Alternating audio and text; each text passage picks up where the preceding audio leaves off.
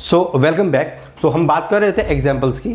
तो एग्जाम्पल्स में हम देखते हैं, first of all we just take one example like वह अभी सो रहा होगा। वो सो रहा है या नहीं सो रहा है, बट हमारा थॉट, हमारा विजन इस टाइम ये है कि वो शायद सो रहा होगा। We are not confirm.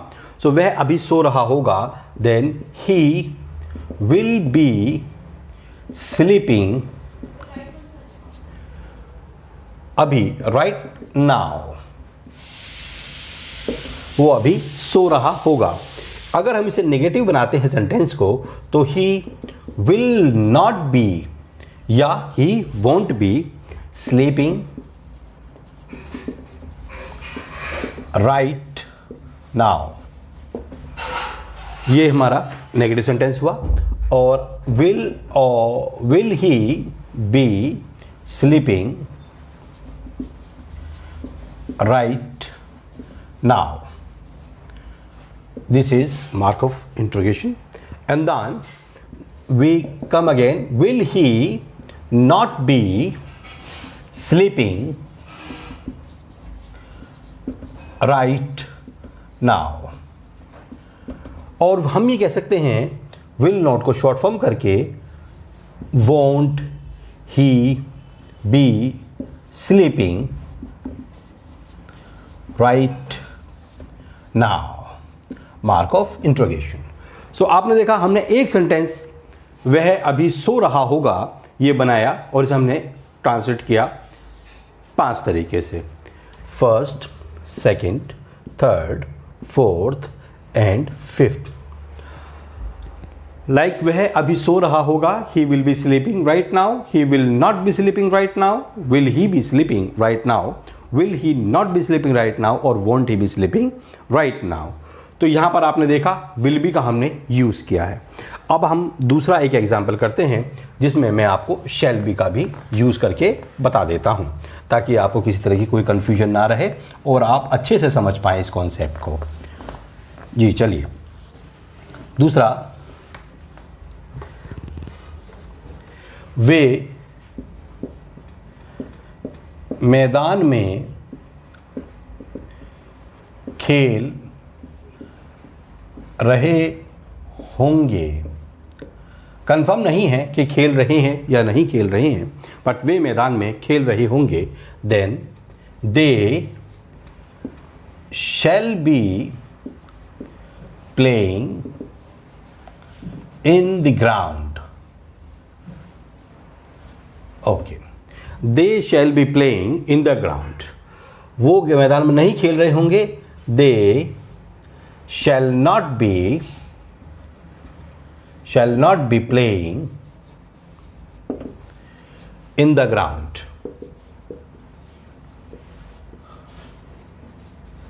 Okay, they shall not be playing in the ground. Shall they be playing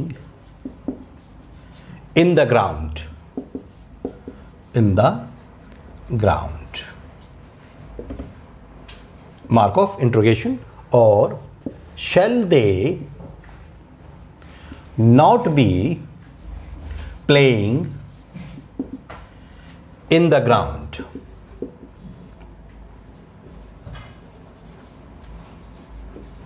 और shall not को हम शॉर्ट फॉर्म भी यूज कर सकते हैं, like shan't they be playing in the ground? In the ground. Mark of interrogation. तो आपने देखा कि फ्यूचर कंटिन्यूअस टेंस के अंदर जब हम पहचान हमारी रहा होगा, रही होगी, रहे होंगे, हुआ होगा, हुई होगी, हुए होंगे, ऐसे सेंटेंस हमारे पास आते हैं, तो हम उनको विल बी और शैल बी वर्ग की फर्स्ट फॉर्म प्लस आईएनजी लगा करके हम सेंटेंस को बनाते हैं। तो एग्जाम्पल नंबर 2 में आपने देखा, पहले में देखा हमने किस तरह से विल बी का यूज़ किया, और दूसरे सेंटेंस के अंदर हम शैल बी का यूज़ करके देख रहे हैं। They shall be playing in the ground, they shall not be playing in the ground, shall they be playing in the ground, shall they not be playing in the ground, और shan't they be playing in the ground. So this is the formation of future continuous tense. And this was the first case. Now let's move towards the second case that we have in this section. जैसे आपने मेरी अगर पुरानी नहीं, अभी जो मेरी videos हैं जो टेंसेस से रिलेटेड अगर आपने देखी हैं तो आपने देखा होगा कि मैं हर टेंस का first case, second case, third case, fourth case, जो भी उससे रिलेटेड केसेस होते हैं मैं वो इसके साथ साथ ही करा देता हूँ, जबकि ऐसा बहुत कम ही पाया जाता है। टीचर्स सिर्फ फोकस करते हैं टेंसेस के ऊपर, ना कि उनसे रिलेटेड और अदर सब्जेक्ट्स पे। अब देखिए, इससे रिलेटेड हमारा जो दूसरा केस है, सेकंड केस, वो ये है जो सबको पता है, दैट इज़ कॉल्ड टैग्स। अब टैग्स में जैसे हम फर्स्ट ऑफ ऑल हम एग्जांपल लेते हैं, like he will be sleeping, वो सो रहा होगा। आगे won't he be, this is the tag. And then he, second, he will not be sleeping. Will he be, will he be, ये इस तरीके से बनेगा।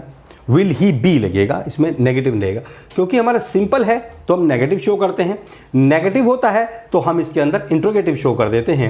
बस इंट्रोगेटिव ये सारे ही रहते हैं। Then third, will he be sleeping. अब ये सेंटेंस कह रहा है हमें हिंदी में कि क्या वह सो रहा होगा।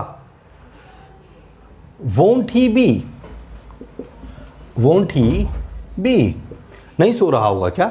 And then the fourth case we have will he not be sleeping.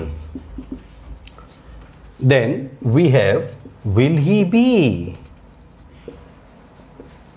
Now you just understand this. अब देखिए टैग्स में हम किस तरीके से हम टैग को जोड़ते हैं। अगर सिंपल सेंटेंस रहता है तो हम इंट्रोगेटिव और नेगेटिव बना देते हैं, और अगर हमारा नेगेटिव होता है तो हम सिर्फ इंट्रोगेटिव बनाते हैं, और अगर इंट्रोगेटिव हमारा सीधा आ जाता है तो हम इंट्रोगेटिव नेगेटिव दोनों बना देते हैं, और इंट्रोगेटिव प्लस नेगेटिव अगर होता है तो फिर हम उसको सिर्फ इंट्रोगेटिव ही बनाते हैं।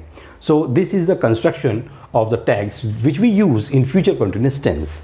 Now we have the third case related to tags only. I'm just going to explain it also. So try to understand. If there is a question is, will he be preparing for exams? क्या वह exams के लिए तैयारी कर रहा होगा? Yes, he will be. Yes, he will be. Okay, या फिर नो ही वोंट बी,